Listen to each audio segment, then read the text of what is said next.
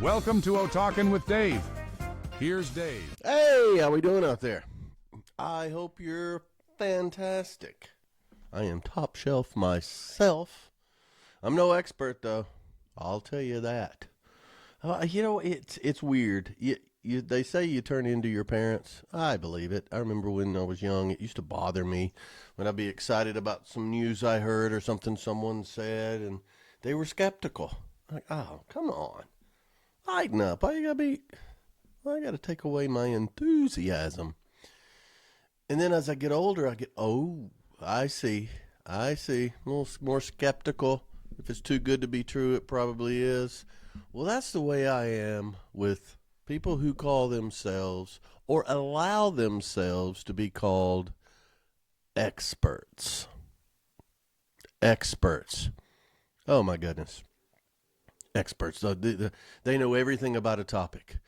They're always right. And anybody that allows themselves to be called that is a target. And I'll get to it, but anybody that's pontificates with a great deal of certainty, watch out. Anyone that calls someone in to be the subject matter expert, I'm skeptical. Follow the money. Follow the money. I'm on some, I'll be on a program with a bunch of people, and I make sure. A lot of times, a little known fact, I think it's probably more common than some think. We write our introductions when they introduce us. They're just reading. That's why mine's so glowing. Well, most of them are. But you write those, and then you bring it out, and sometimes they embellish or add a little tagline on the beginning or on the back, and it talks about an expert or expert in his field, or here's an expert on this. Don't say that. And if they do, I quickly correct them. The only thing Dave is an expert on is Dave. I know me, and I know my flaws, and I know anything that I've done right. I've done it because probably dumb luck, but I give opinions. And I've done, but Dave, you do consulting, you do, nah, well, I don't, I'm not an expert. I give my take on it. I give my opinion. If it was me, here's what I would do. I've seen this happen before, and here's what happened. I can tell you what not to do a lot of times. I spent the first 10, 15 years of my professional career screwing everything up. And so I know what not to do. I can be considered an expert on losing or failure early on, and so you learn from that. If you don't learn from that, once you learn from it, you're not an expert. You're an imbecile if you don't. And so I don't know why. Maybe it's just me. But these experts, and we think of what areas do we seek expert advice on. It used to be scientific researchers or professors. If they got a doctor, PhD, something like that. And maybe it's, things like that. We go to them, and there are disciplines like mathematics and biology and, some things like that. Chemists. I get that. How do we find out this? And if it is a discipline and you get the right answer, if you do this, it doesn't make you an expert. It means you can do the math, or you can draw the building, or you can do this. So to me, an expert is not a compliment. It's a title, usually a self-imposed title. So, scientific researchers, academia, all of that. Don't get me started on academia. And science has been tainted over the last few years as well, and we'll talk about that. But also industry professionals. I have dealt with this a lot, and actually some people may consider, like as a consultant basis, or to come in and be a fixer. That's what I do a lot of times, or take a project, or do a merger, acquisition, and assimilate a team, and really that's my specialty is developing consensus and making you more productive. I come in, and hopefully when I leave, the team is more productive at a higher level, both at home and work and play. The commercial. But I'm no expert. I just know what I've seen. So these industry professionals, some of them are fantastic, wonderful, very intelligent, and insightful. To me, once you call them an expert, though, I got questions. Because expert is a tagline that usually means I can charge more. Well, just to let you know. Then a lot of legal experts. Now, to me, this is somebody, if they know the law, inside and out. That's fantastic. I still don't know that they're experts. Laws are always changing. They can quote.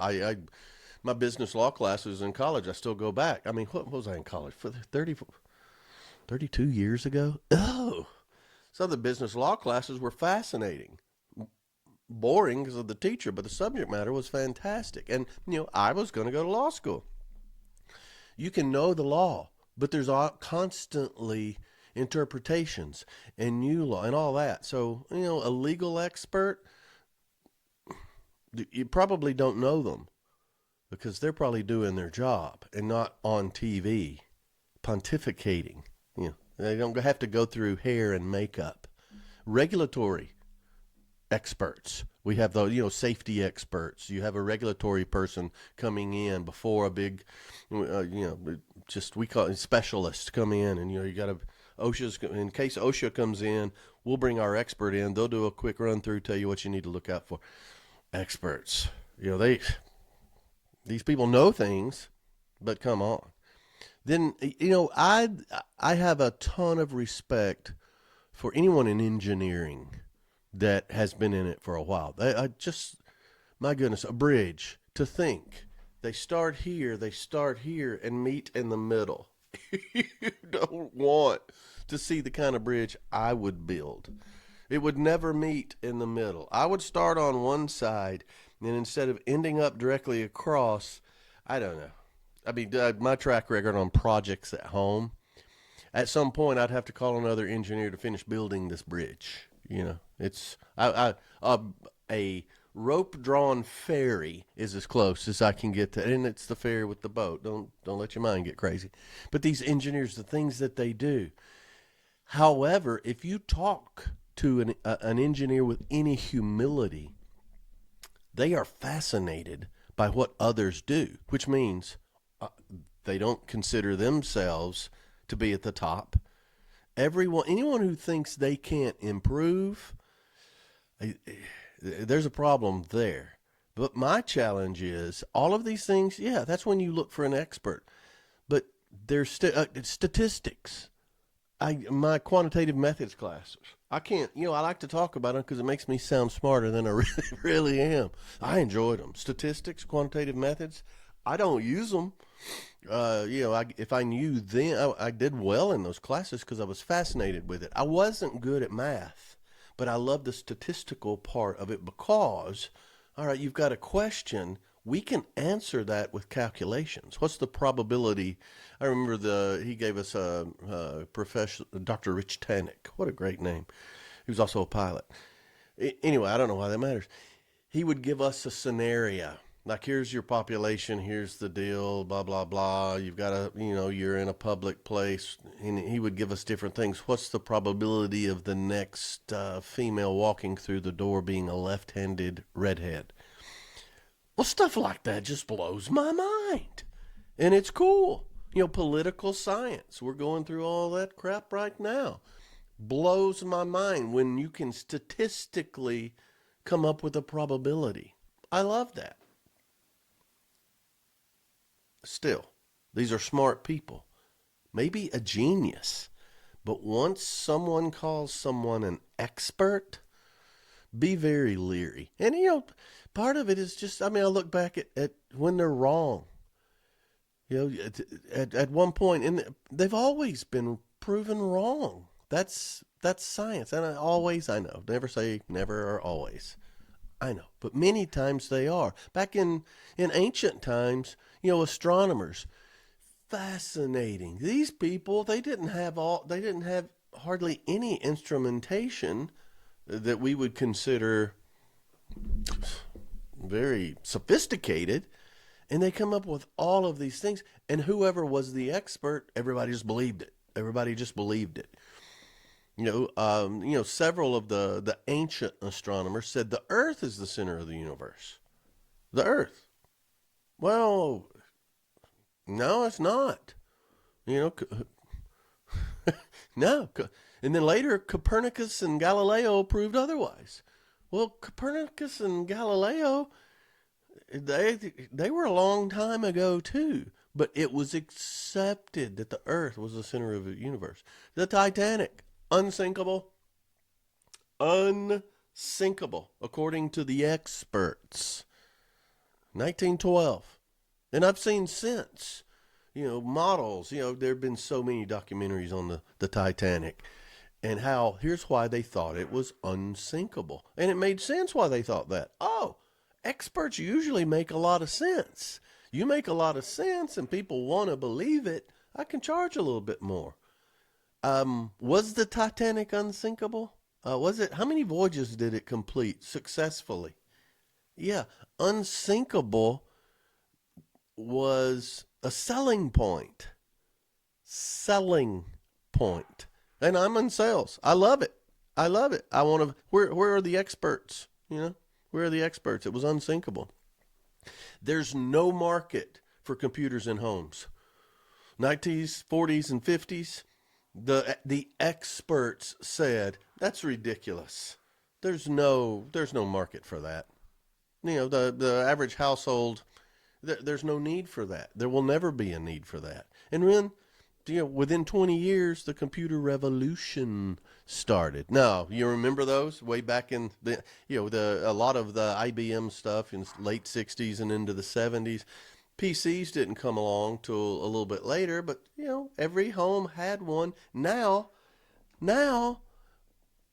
we all carry at least one. I got two supercomputers right here. I got 1, 2, 3, 4, 5, 6 computers right here.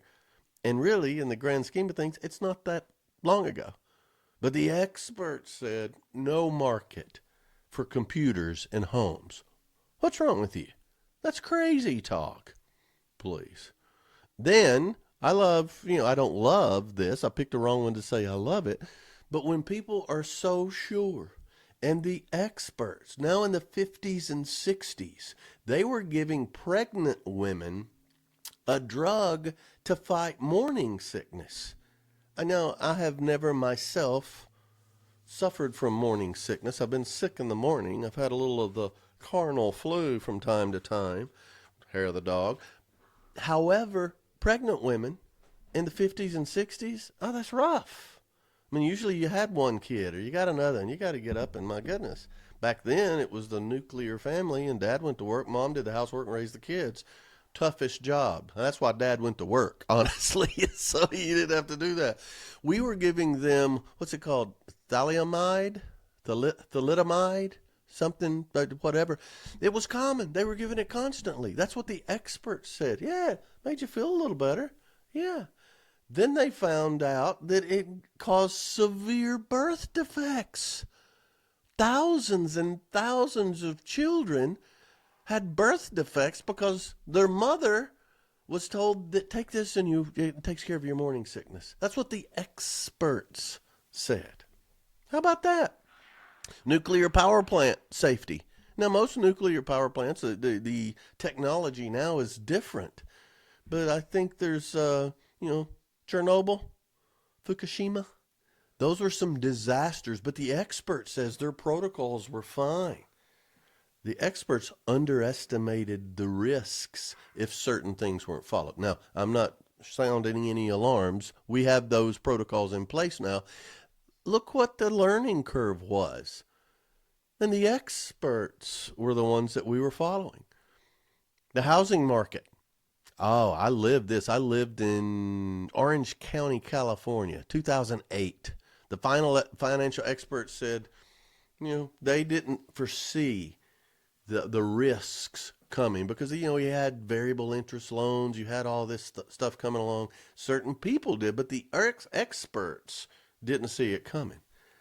Then we had a global economic crisis. I know people who were buying several houses cheap, and they were basically giving money was free then until that variable interest moved. And now when we look back, much like a lot of situations, it was obvious. But at the time, the expert says, no, we're fine. It's a blip. It was a bubble that exploded and hurt a lot of people. And some say we haven't recovered from it yet. But don't worry. Experts said it's going to be fine. Remember Y2K panic?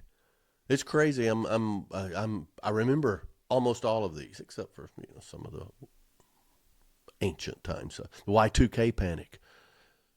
Experts said it's going to be an issue when that gets to 1999 and blips. And some of them were saying just because of a digit or we're not prepared for this.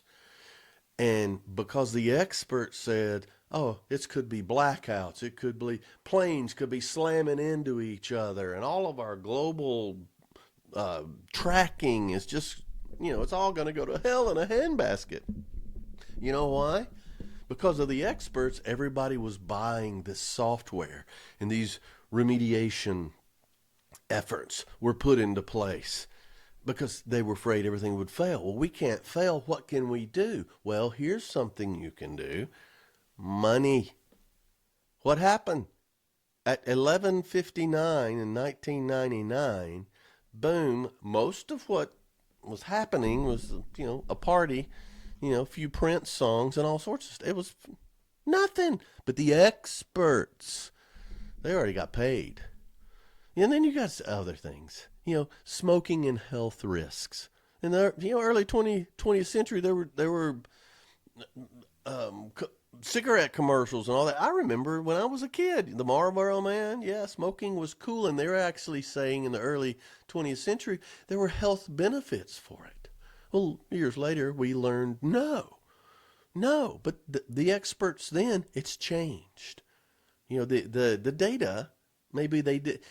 I learned from Rich Tannick, my quantitative methods teacher. He's famous on this. He should be. I don't know where he's got to be. How old would he be right now? No, he's probably still alive. Anyway, he said you can prove anything. With data. You can prove anything. That's why I'm leery of experts, especially when they talk about the data. You can manipulate data any way you want with, if someone needs it to be. I remember the joke way back when where you had three people looking for a job, and so a philosopher came in. They brought him in one at a time, and there was a panel of people there, and they said, what is 2 + 2? And they can say, well, in the vast annals of time, you've had people that felt this way and people felt this way, and I can draw upon all of my philosophical training. He was an expert, by the way, and he said, I can tell you that philosophically, I can tell you 2 + 2 is 4. And they said, thank you very much. The next guy comes in is a mathematician. He comes in and they said, okay, what is 2 + 2? And he said, well, I can do all sorts of equations, and I can do the derivatives and standard deviations and, onomatopoeias and whatever. He said, and I can tell you from a mathematical background, 2 + 2 is unequivocally 4. And they let him go. And then the third guy was a lawyer. They brought him in and they said, okay, one final question. What is 2 + 2? And he got up from his chair and went and locked the door and pulled the curtains together and, got it. He leaned over the table and said, what do you want it to be? That is an expert. Many times with data, all this kind of stuff. My dog's barking in the background. This is a real damn podcast. So that's why I'm skeptical of data when it leans toward a particular group or a particular ambition, or just where's the money? Where's the money? The last thing I'll say as far as the experts, internet. Experts in 1990s said business and technology, the internet would be a fad. It would go away. It lacks practical business application. The internet, the 90s. That's what the experts says. Come on. please. So, experts, I question them. Those that call themselves experts. What's really going on there? Let's talk about a controversial subject. Climate. How about the experts there? And I'm not being political at all now. If I am a blank slate, I don't know what to believe. But the experts in the 70s said, you know what? We're going to go through another ice age. We're going to go through an ice age based on all of this data and by the year 2010, we could be in another ice age. And they make it sound so real. You know, the cooling predictions, the media attention. You know, later research, of course, said, I'm like, no, forget the cold. It's going to be the hot. The greenhouse gases, you know, all the aerosols and cow farts. Oh, no, there's a huge hole. Nope, in the 70s, we're all going to freeze to death. The 70s. I was a teenager in the 70s. Ted Danza, I remember Ted Danson from Cheers. Oh, he said, yeah, we're all going to freeze to death. Is he an expert? He's not even that good of an actor. His Cheers was a pretty good show. Okay, that's one global prediction. We're going to freeze to death. It used to drive me crazy, but they talk about because of the climate, we've got species that are becoming extinct at such a fast rate. One of the things, and I will never forget this, I wasn't old. I wasn't old enough to even think this way. I don't know why. But I heard someone say, every year, over 3,000 species become extinct that haven't even been discovered yet.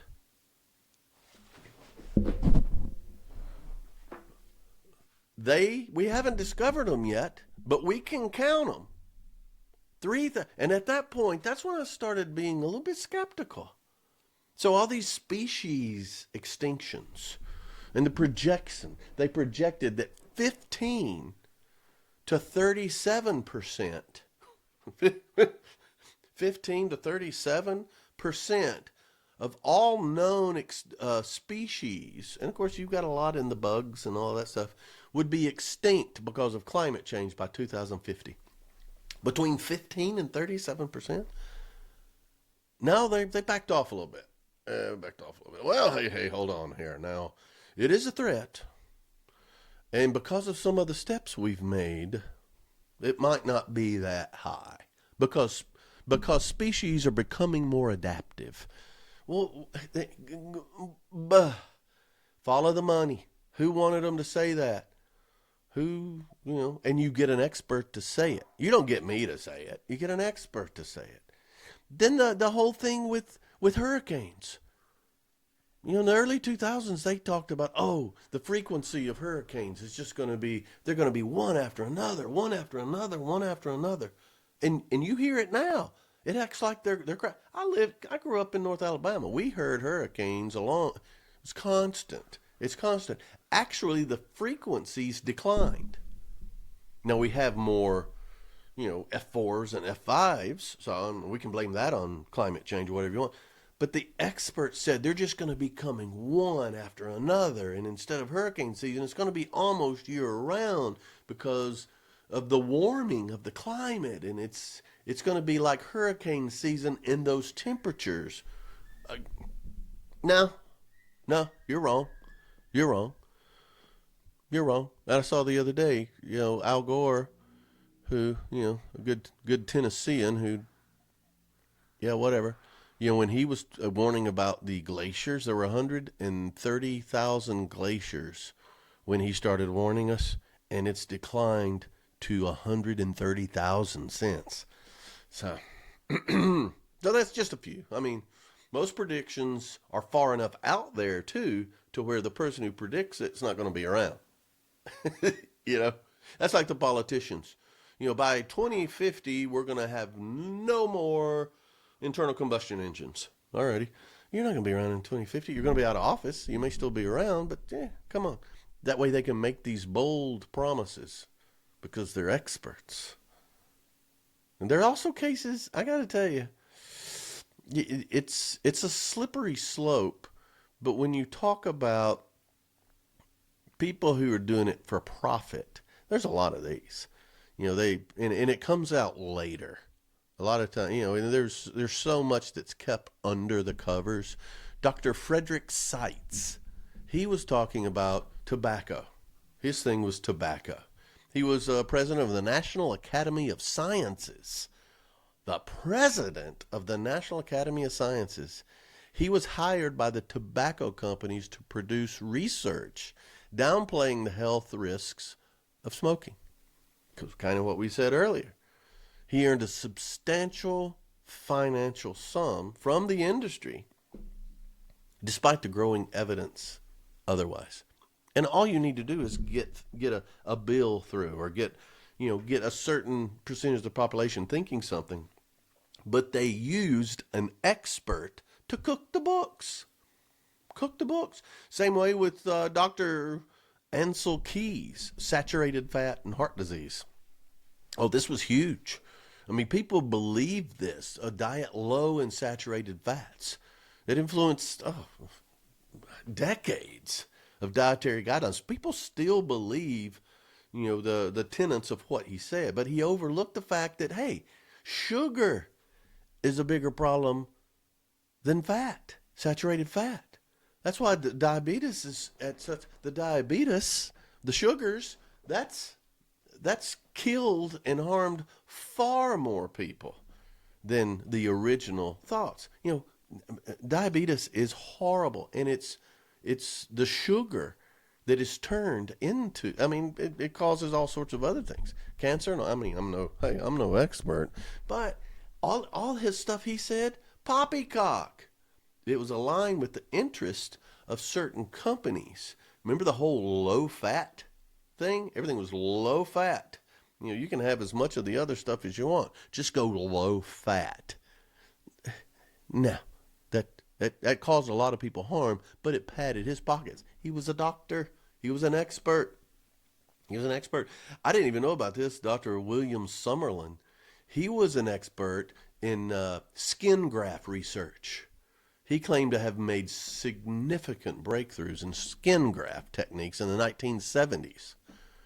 And he got funding. So these people, they just want grants. They want their laboratories. And you see so many movies about this. Speed up the research. And I have friends in the biomedical field, and they're under constant pressure.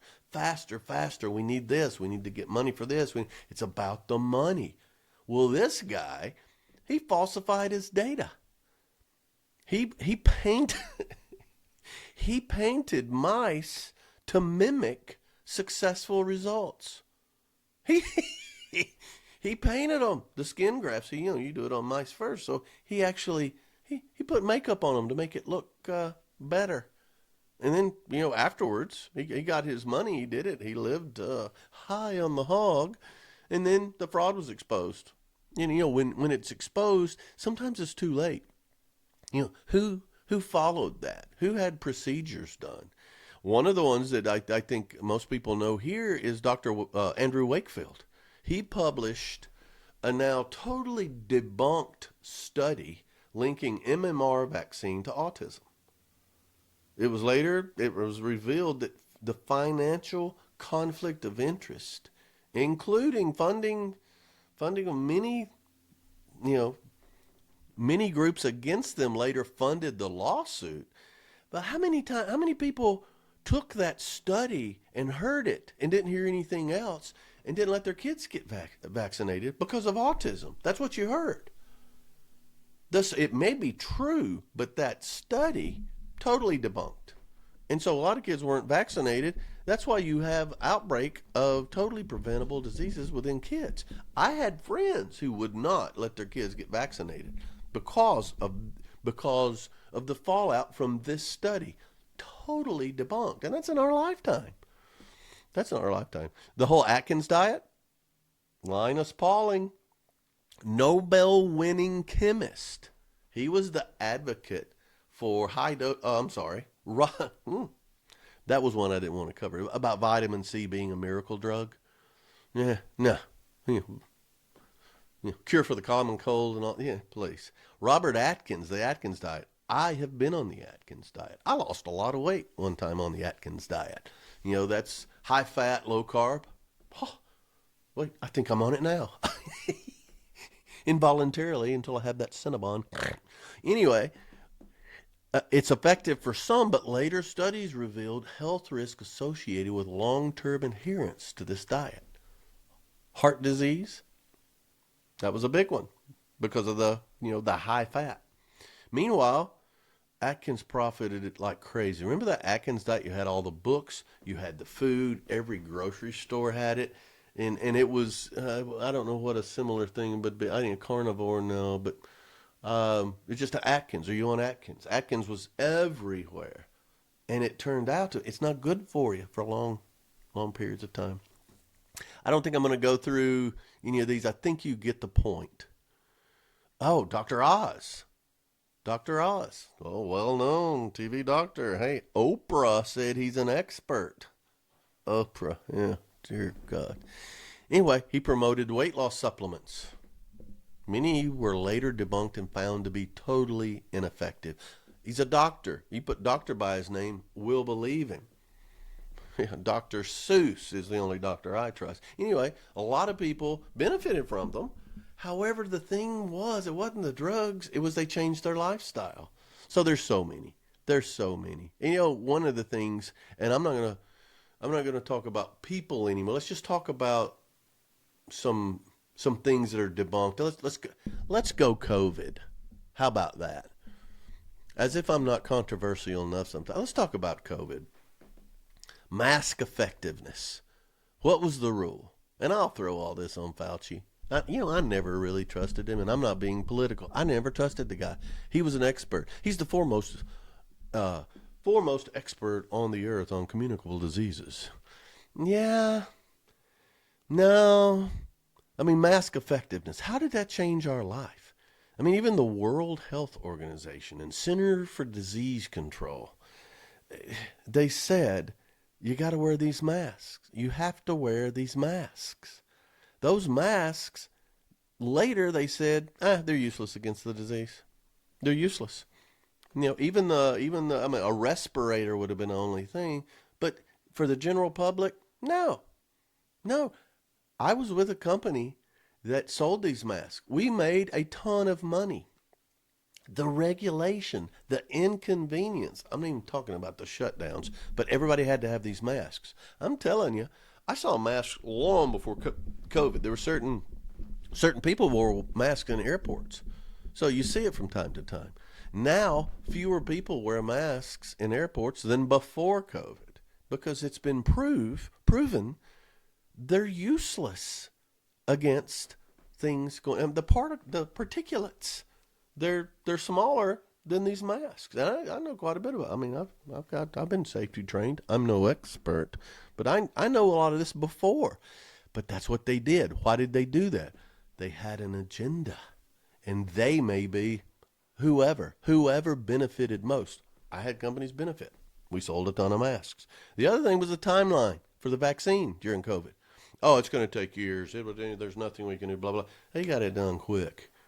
Whether you're a vaccine person or not, they developed it and got it out so quickly that, they beat the timeline. A lot of people were counting on that timeline to be longer.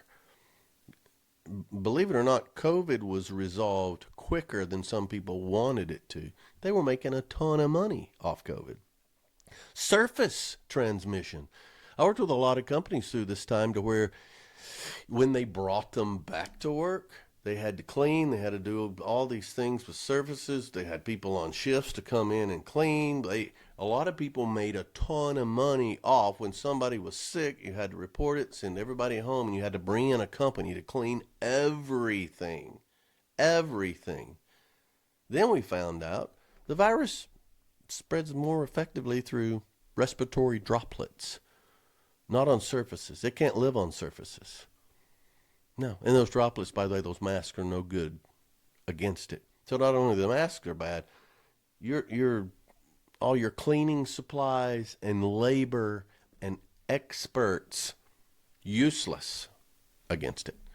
And then herd immunity. Some experts said you can achieve herd immunity around 60 to 70% of the population to have immunity. So basically, it's 60 to 70% would have to have it to create a herd immunity. Then later, it's going to have, for that herd immunity alone, it's going to have to be up to 90%. But experts said that, so you got experts on both sides. One of the things that pissed me off was what they put kids through. You got kids, I mean, forget the fact that they took them out of schools and messed them up that way. Having them wear masks and get vaccinated and all that, it's absolutely ridiculous because it really had no effect on them. It had no effect on kids. I think maybe one passed away. And most of the people, last thing I'll say on COVID, because all the experts were wrong. All the experts made a lot of money. They did. And I'll tell you, there was a lot of money to be made, but there was much more lost by people who couldn't afford it. That really turned me against the experts as well. So here's 5 situations. I'll get off my high horse. No, I won't, but I'll calm myself down a little bit. Here's 5 situations that I would say you should approach an expert with skepticism. When all of the experts don't agree, if there's not consensus, if somebody says, well, hold on, I'm not saying that person's right and the others are wrong. I'm just, if it is not at the time everybody agrees, I wouldn't listen to experts. Because if you got 2 sides, why is it so different? And usually it's a money thing. All right? Another time is if an expert is outside their field. If they're outside their field. And this happens all the time because someone has a doctorate or they're smart or they know the economy or they know political science. It doesn't mean they're smart on everything. You know? So just because you're a doctor, I'm not going to let you operate on me. You know, a dentist is a doctor. They're being paid for something usually. If they're outside their field, they're not an expert. So be careful when someone's, and ask. If this is a personal thing, ask their background. If someone comes in, and I'll tell you right now, I'll stop before I go further. Someone comes in and your company's going to spend a lot of money on them, check them out. I see this all the time. Sales training, they're going to charge you an unbelievable amount for sales training, or they're going to, you know, it's anything over a couple of $1,000s per person. Check this out. Check results. You know, the results will show do they know what they're talking about or not. I see it all the time. That's one reason I scale back what I'm doing and I don't charge that much.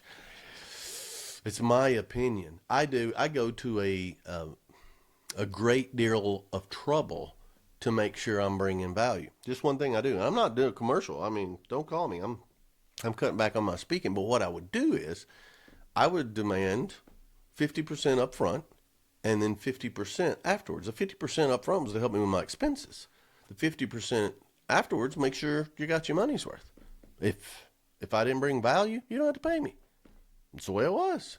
And we're not talking about a lot of money anyway. I'd also take every time I would say, you know, I do customer comments. How did you think of it? How was the content? Was it useful? Is there something you can use? Was there too much humor? Was there enough humor? Too many personal stories? So what was your takeaway? And I get those. And I've only had one guy not want to pay me the second half in 17 years. One guy. And I said, okay, if you don't think it brought value. But here's the comment cards. Your group definitely thought it brought value. And I didn't take his money. Because I'm no expert. I give you my take on things. So when you've got, you know, a lot of people that don't agree on a sales technique or what's the best, that's one thing. But when you're talking about health or some major deal and there's not consensus, be careful of the two sides. If you've got an expert that's operating outside of their field of expertise, be leary. Be leary because there's conflict of interest. Their interests is the key. Interest will pay to progress that, especially if it's something new. Sometimes it's pure financial. Sometimes it's reputation. Sometimes it's, I hate that guy. He thinks this. We've got to defeat him because I can. And people have money and they want that. So conflict of interests, when that's there, let's be skeptical because you don't want to pick the wrong side and then find out 10 years later, I was taking advantage of us. And then when the advice contradicts established evidence, you can be leery. It doesn't mean it's wrong, but check it out. There are still flat earthers. Flat earthers have been around for a long time. There's a lot of evidence that the earth is not flat. Yeah.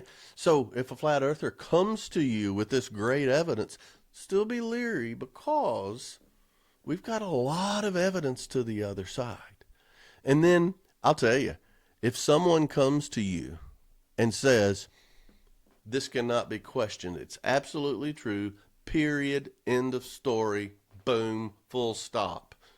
No. I'm going to be leery. I'm going to check that out a little more. When people say trust the science, no.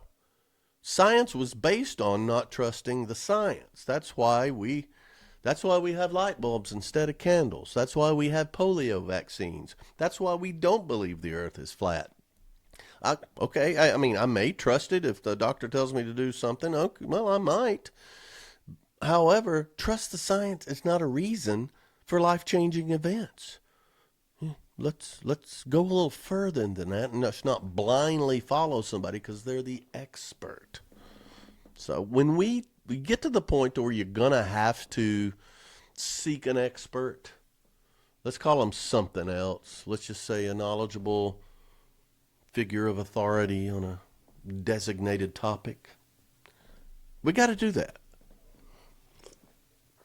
from time to time. So when we're going to do that, let's do these things. First of all, news, world affairs, all of that, you can't believe any of it.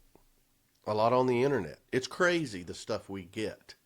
Some of my research is so slanted. I'm like, I can't. This is ridiculous. This very podcast, the research was so contradictory. But when we have to indulge someone that is knowledgeable and considers themselves an expert, check them out. Check out their credentials. Where does that come from? But make sure their expertise is directly related and relevant to the issue. A lot of times, this is the only one you have to do. And later you talk about these things, and once they found out they're a fraud, it's like, that would have been so easy to check out. And that transparency, if they come in and they know everything, don't question this, there's no reason. If you question this, something's wrong with you. And there are people who do this. That's another red flag. So make sure that they're transparent. They open it up. I saw the other day, Elon Musk, all of Tesla's patents are free issue. They're open. Anybody can use them. That's the ultimate in transparency. You know what he's doing, where he's getting it, and how he's all of that. Most people don't have the money or the means to do that. So if they're transparent and they're open their books to you, I'm an open book. Check me out. Check out. Here's why I believe it. Here's why I'm saying what I'm doing. Everybody has a resume and a track record. So that track record is another key one. Who else has used them? Who has followed their advice? If it's a doctor and they've helped people, I remember when my little boy was 3 months old and he had ear problems, and we talked to this doctor, and the doctor was world renowned. Oh, everybody goes to Memphis to the Shea Clinic. And I talked to him, and I it's tough. He said, my little boy.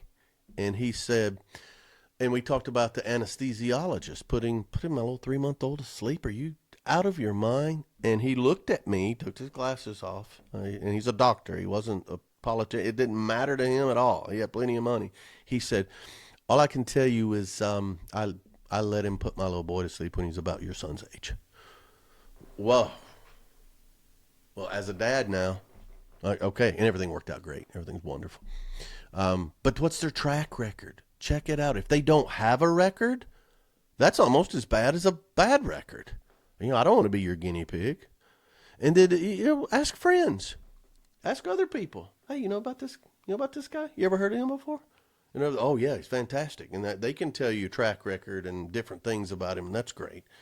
And then look at in different things, like if you're looking at, for finances, or if it's your organization, if it's a business at work or something like that, be aware of any conflicts of interest. They should tell you.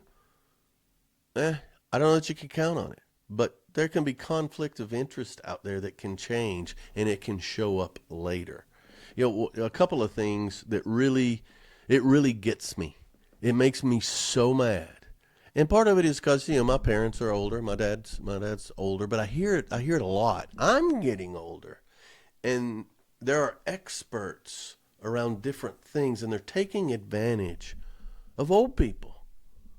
And people that aren't as confident, and they're confused, and they can be, they're vulnerable because maybe they haven't kept up with different options, and someone can come in and get a snazzy spokesperson that is an expert. Tom Selleck, my goodness, I watched him on Magnum. He wouldn't lie to me.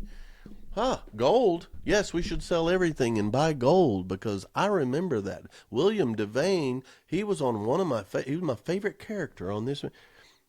And I'm not belittling old people. I'm saying these people have financial interest in this stuff. The one where you can go on and for $9.99 get your insurance. You're going to be approved, and it never goes up. Well, you get on there, and that $9.99 a month, that'll get you $8 worth of insurance. That's not going to help you. That's where these experts, they get under my skin. Most of them, I can just, please. I can see right through you. I'm on programs with them all the time, and we can just laugh at it. But the people who are being deceptive on purpose, they got a special place. Karma's got their number. But these on a bigger global stage, it will pay you personally to not emotionally invest in these. Take it with a grain of salt. If they prove to be right, fine. If they prove to be wrong, okay. But don't invest yourself, your emotional well-being, or your finances without doing these 5 things. And these 5 things are, again, check out their credentials. Make sure that they're open. They show you evidence and they're transparent. Check out their track record. Make sure they have done what they say they'll do for you with other people. Talk to your friends. Talk to other people who they've got your best interest in mind. And then finally, make sure there's no potential conflict of interest with them, because I'm telling you, most people have more money than me, and their interests, they can get paid more if they're torn between two, or they benefit more from a whole life than a term life, if you know what I mean. Hopefully this helps. I'm no expert. Thinking through these things, it's especially important in a world where integrity and honesty is more the exception than the rule. Surround yourself with positive people who care about you. And then if it's too good to be true, probably is. So thanks for joining. Reach out. David@otalks.com. David@otalks.com. Give me a holla. Otalks.com. I don't sell this stuff, but you can buy it. And hey, check me out on TikTok, Instagram, all of the above. Kira's hooking me up with some great ideas and marketing stuff. More to come on that. So, thanks for O-Talking with Dave, and giddy up. Have you recently started a new job and feeling a little overwhelmed with all the new challenges and requests from your coworkers? We know just how you feel, and we are here to help. Call Greenhorn Supply. We have everything you're being asked to deliver. Blinker fluid, polka dot paint, metric hammers. Don't look dumb just because you're new. Let us help you out. We've got left-handed screwdrivers, hammer grease, and if you need a bucket of steam, we just got in a truckload. And if you call in the next 3 minutes, we'll give you our free instruction manual covering how to milk a bull and how to get to the second floor or the basement of a one-story building. Call 1-800-486-3862. That's 1-800-I-AM-DUMB. Or visit our website at greenhornsupply.no.edu. Plug in your social security number and credit card info and we'll deliver your order same day. Or just send us cash to 1449 Gullible Lane, BFE, OU 812, and we'll deliver your order same day. Don't look stupid just because you're new. Call Greenhorn Supply.